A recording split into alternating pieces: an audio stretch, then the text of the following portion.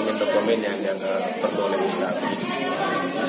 Dokumen apa seperti apa Pak yang saya itu dokumen arsip-arsip arsip kantor yang ada di kantor itu yang komponen sebelumnya itu diambil semua. Apakah ada hubungan dengan tahun Pak bagaimana?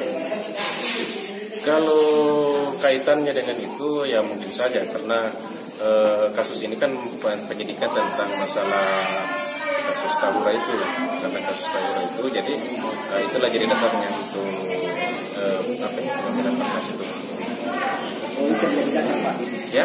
Itu yang menjadi dasar sehingga datang di sini untuk penyidikan. Ya, itu dasarnya. Berkas yang disita Pak ada beberapa tadi. Di antaranya ada nota. Semua itu kan dokumen dokumen negara. Nah, itu kan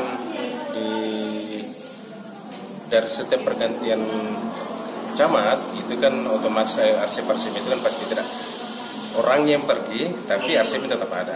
Jadi sekalipun nanti saya pindah, arsipnya tidak akan pernah berpindah tempat di situ saja. Itu adalah arsip yang tidak bisa dibawa pergi kemana saja oleh pejabat yang misalnya yang setelah pindah.